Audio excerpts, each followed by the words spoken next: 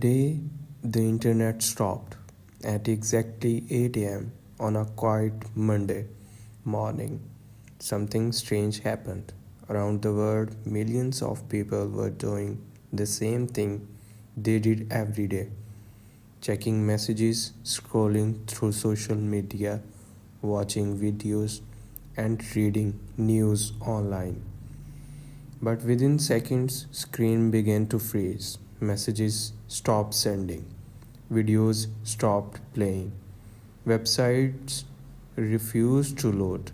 At first, people thought it was just a temporary problem. Maybe the Wi Fi is slow, someone said. Restart the router, another suggested. But the truth was far bigger than everyone imagined. The internet had stopped, not in one city, not in one country, everywhere.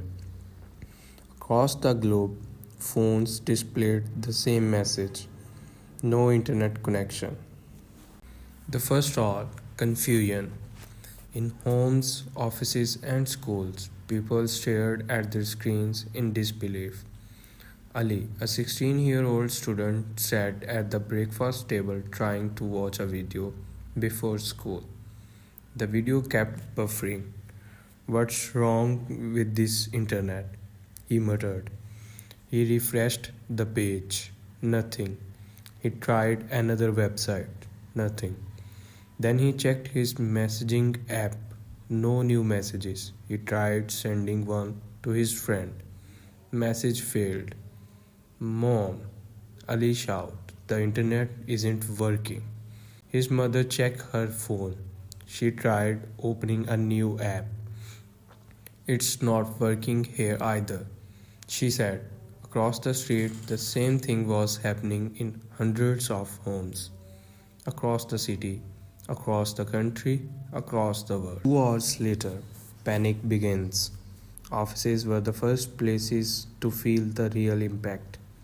Employees could not send emails. Online meetings stopped. Cloud files were inaccessible. Banks struggled to process digital transactions. ATMs stopped working. Online payments failed.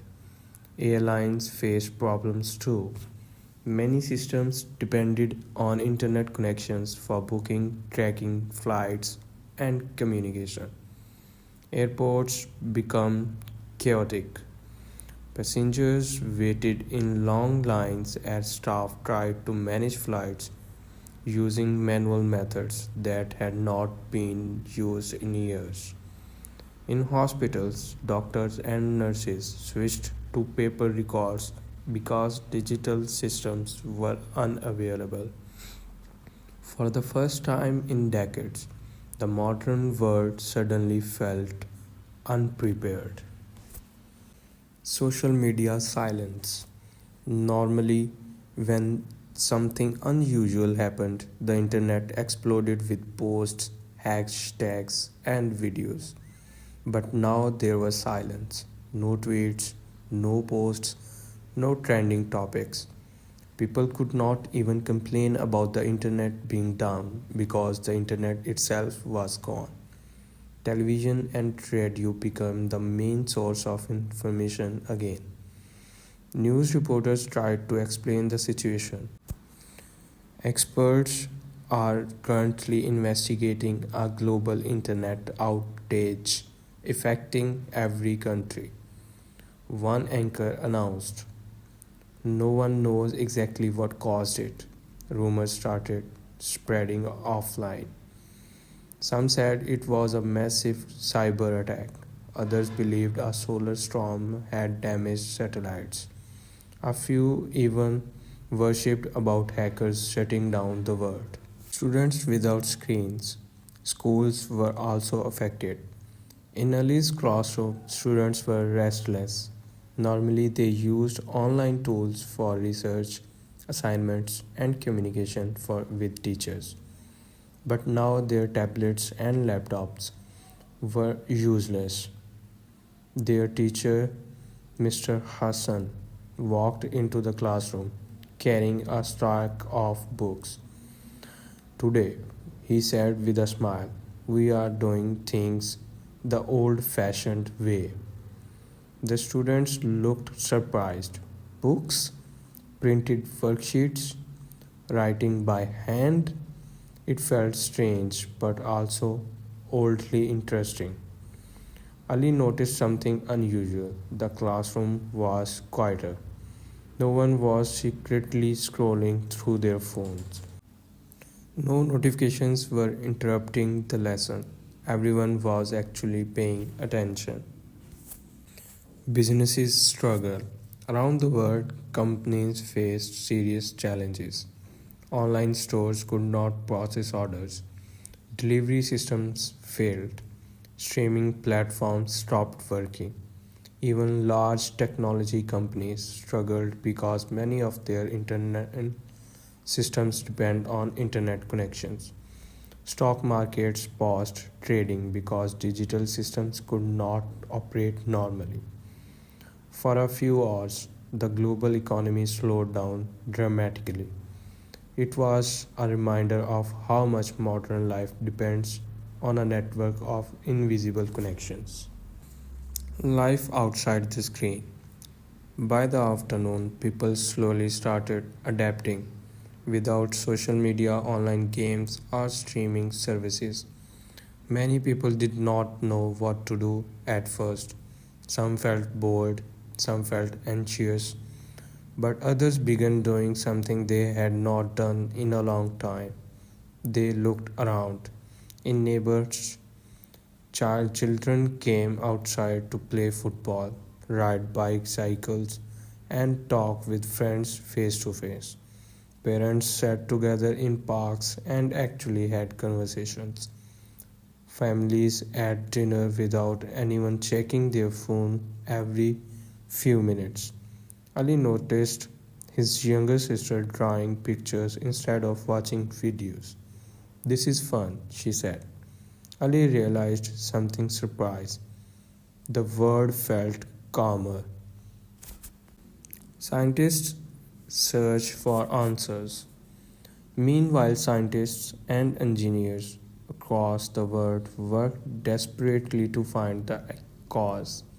Teams from major technology companies and international organizations study global network system. They discovered something unusual. A massive failure had occurred in the core routing system that directed internet traffic across continents. These systems were responsible for telling data where to go.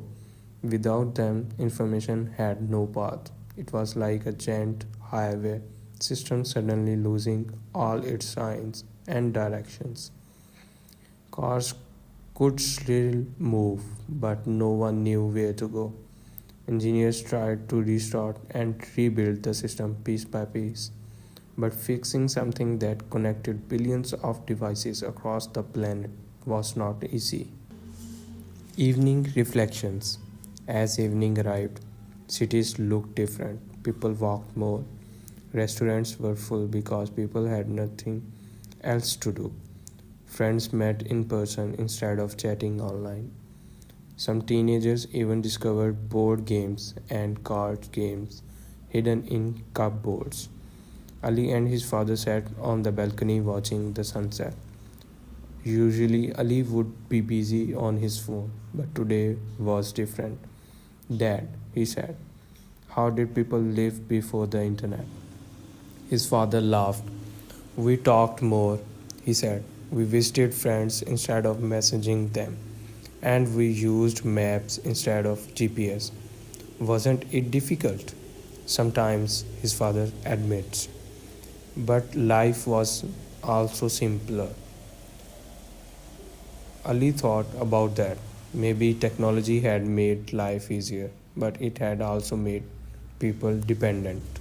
The final hours. Late at night, engineers finally began restoring parts of the network. Small connections came back first, then larger ones. Slowly, the lights turning on. In a dark city, the internet started returning. At first, a few websites loaded. Then messaging apps began sending delayed messages. Millions of notifications suddenly appeared on phones everywhere. Social media exploded with posts about the mysterious outage. People shared their experiences from the strange day. Some were frustrated, some were relieved, but many said something unexpected. They had actually enjoyed parts of the day. The internet returns. At exactly 8 am the next morning, the internet was fully restored.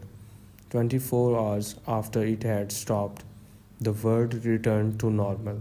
Emails flooded inboxes, videos streamed again, online games resumed, businesses started operations. The global digital machine was running once more, but something had changed. A small lesson. Ali walked to school thinking about the previous day. He checked his phone, notifications were everywhere. But before opening them, he paused. He remembered playing football with friends, talking with his family, watching the sunset without distractions. For one day, the world had slowed down. People had remembered how to connect without technology. Internet was an amazing invention. It connected billions of people and made information available instantly. But the day it stopped reminded everyone of something important. Technology should help life, not replace it. And sometimes, even in a hyper connected world, a little disconnection could bring people closer together.